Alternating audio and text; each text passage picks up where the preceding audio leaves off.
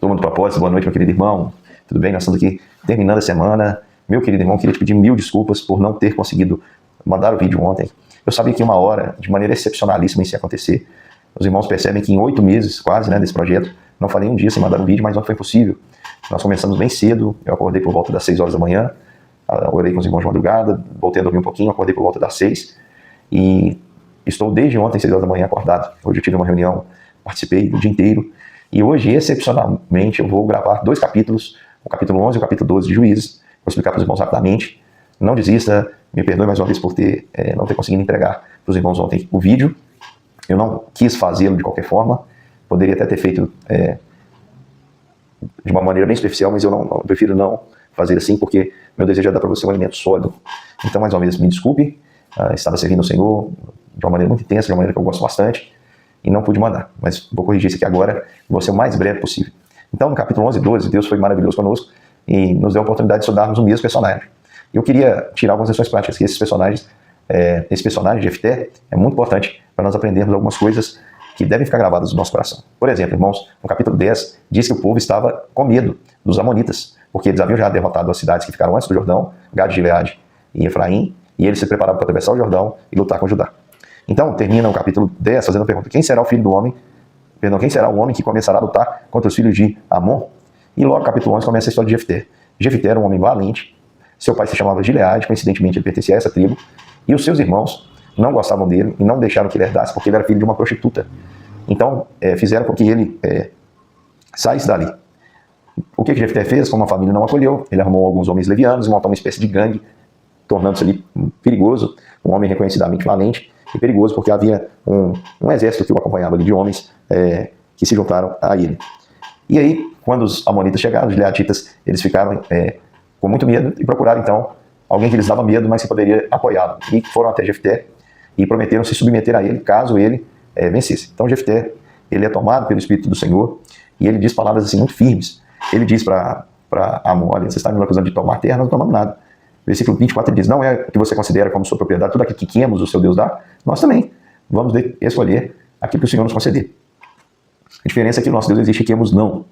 E aqui diz também, olha que palavra usada que ele diz para os filhos de Amon, versículo 27, portanto, não sou eu quem pecou contra você, porém você faz mal em lutar contra mim. O Senhor que é juiz, julgue hoje entre os filhos de Israel e os filhos de Amon. Lembrando, pessoal, que eles estavam indo rumo a uma terra prometida e eles pediram para passar por vários locais, inclusive entre os amorreus. E ali o que acontece? Eles se juntam, os amonitas, perdão, eles se juntam ali e eles vão contra a Israel, e Israel então vence, toma aquela terra, já começa a distribuir a herança previamente, e agora eles estão crescendo e retomando, né? Os filhos de Amon estão crescendo e retomando ali seus territórios, e o povo de Israel está lamentando. A primeira coisa que a gente aprende aqui então é que o Senhor, ele escolhe aqueles que nós não escolhemos, que nós não escolheríamos. O Senhor escolhe o improvável, o Senhor escolhe aquilo que não é, para reduzir a nada aquilo que acha que é. E Deus escolheu Jefté, um homem com um histórico muito complexo, filho de uma prostituta, não tinha um bom relacionamento com seus irmãos, mas o Senhor escolheu usá-lo, não tinha boas companhias, homens levianos se juntaram a ele, mas o Senhor escolheu usar, porque o Senhor não pensa como nós pensamos. O Senhor é aquele que promete, que fará, e vai fazer, irmãos. Independente de nós nos dispormos ou não a servir o Senhor vai fazer. Agora, se você se sente chamado para fazer alguma coisa, mas se sente despreparado, desqualificado, você está no caminho certo. Até hoje, meu querido irmão, apesar de pregar praticamente todos os dias, de falar todos os dias do Evangelho, da Palavra, apesar disso tudo, meu querido irmão, eu me julgo insuficiente. Eu não acho que eu sou capaz para isso. E eu quero partir com esse sentimento, porque quando eu não sou capaz, eu estou buscando melhorar. Quando eu acho que eu sei, eu ainda não aprendi como convém saber. Portanto, o Senhor usa pessoas dispostas, mesmo com passados condenáveis pelos outros. Jefté era filho de uma prostituta, segundo o texto, mas ele não... qual era a culpa de Jefté nisso? Seus irmãos foram cruéis. Então, meu querido irmão, nós temos aqui uma escolha improvável. Deus escolheu o improvável, Deus escolheu Jefté.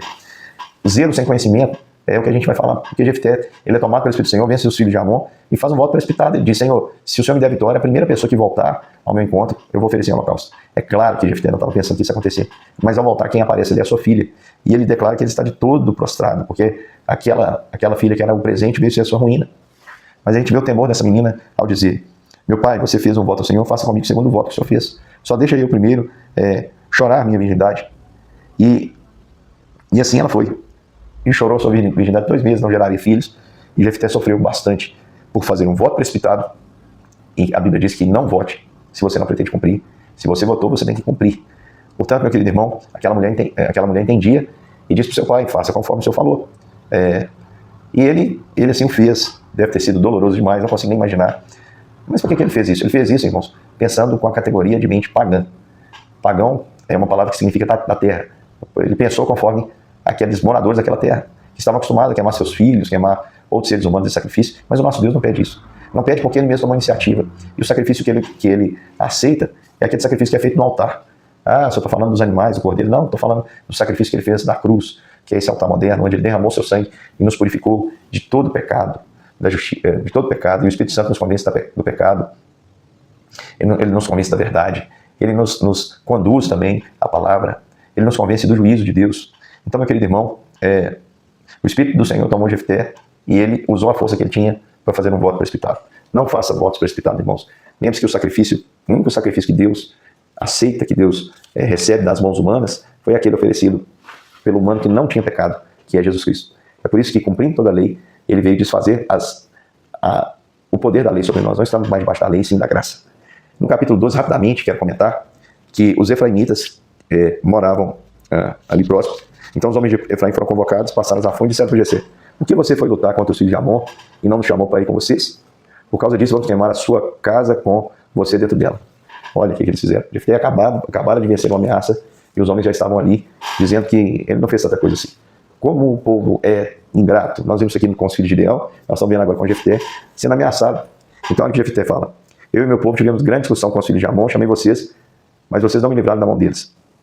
E aí, Jefté, ele entende que aquele povo está mostrando gracinha, né? Ah, nós queríamos ter ido, você não nos chamou. E Jefté fala: olha, eu chamei e vocês não vieram. Portanto, naquele dia, olha que tristeza, o povo teve uma espécie de guerra civil.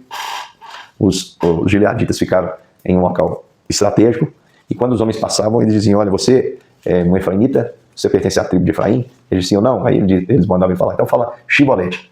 E ele falava Sibolete. Quando falava Sibolete, eram mortos. E Jefté, ele fez isso e matou 42 mil efraimitas. 42 mil efraimitas. Imagina isso, meu querido irmão. É muito maior que a população da nossa cidade. E Jefté, o gileadita, julgou durante 6 anos. E morreu e foi sepultado numa das cidades de Gileade. Aí nós temos aqui outros juízes. Depois de Jefté foi Ibizã. Algumas curiosidades: ele tinha 30 filhos e 30 filhas. Ibizã deu as filhas a casamento a homens de fora. Trouxe 30 mulheres para os seus filhos. Então ele tinha uma família enorme, enorme. A gente sabe muito pouco. Então ele morreu, foi sepultado em Belém. Em Melon. Ele foi sepultado em Jalon. Ele julgou durante 10 anos. Depois veio Abidom, que julgou 40, aliás, ele tinha 40 filhos e 30 netos que cavalgavam no jumento, ao todo 70. O cavalgar no jumento indica uma liderança. Então eram líderes de aldeias. E aqui, Abidom, filho de Iuel, o piratonita, morreu e foi sepultado na região montanhosa dos Amalequitas. Então, querido, eu só quero terminar aplicando tudo que eu falei aqui na sua vida. Deus escolhe o improvável. Não faça votos precipitados. Cuidado com o que você promete. Não tenha um zelo que contrarie a vontade de Deus. Deus não está interessado hoje no sacrifício físico de ninguém, tá? A não ser que você esteja aí servindo o seu próximo, gastando sem deixar de gastar no reino. Deus não quer isso para você. Deus ama você. Lembre-se que o verdadeiro sacrifício é Cristo quem faz por nós. Nós apenas recebemos por fé e somos incluídos nessa família maravilhosa. Resolva, seja honesto com os problemas familiares. Qual foi a causa aqui dos efraimitas? É que eles quiseram mentir para Jefté. Jefté ficou irado. E pela maneira como foi abordado. Lembra que Gideão era hábil para falar as coisas? Nós precisamos aprender a termos habilidade também com as palavras. Eles chegaram dizendo que ia queimar a casa de Jefté. Isso provocou uma guerra civil grande, porque os homens de Gileade mataram 42 mil efraimitas. 42 mil efraimitas. Portanto, meu querido irmão, tome cuidado com as palavras. Tome cuidado com uma valentia desnecessária. Não é esse tipo de coragem que a Bíblia nos diz. Não é esse tipo de valentia que a Bíblia descreve. Portanto, meu querido irmão, evite contendas, porque guerras em família sempre traz grandes tragédias. Eu sempre costumo conversar com pessoas que não têm problema familiar, e principalmente irmãos com irmãos. Eu dou sempre esse conselho: quem amar mais a Jesus, perdoe o outro. E é difícil pedir perdão, mas é necessário. E aqui eu li para os irmãos, sempre Deus levantando um juiz. Por quê? Porque o povo pecava, o Senhor levantava juízes. O Senhor, depois o povo voltava a pecar, pecava contra o Senhor. E isso fazia com que o povo fosse levado cativo, até que o Senhor levantasse um libertador. Depois que aquele libertador libertava, geralmente o povo não valorizava como devia. Meu querido irmão, espero que você tenha entendido. Desculpe se a fala ficou um pouco lenta. Lembrando que eu sempre dou uma aceleradinha. Se você estiver olhando, eu não sei se é essa mão que vai aparecer ou essa, né? Acho que é essa. Então tem uma engrenagemzinha aqui, digita lá e põe a velocidade de 0,75, você vai entender a velocidade normal da minha fala. No mais, meu querido irmão, eu desejo a você um ótimo final de semana, um beijo no seu coração, e amanhã nós começamos bem a semana. Amanhã, Juízes, capítulo 13, onde nós vamos começar a ver a história de Sansão. Um grande abraço, até mais.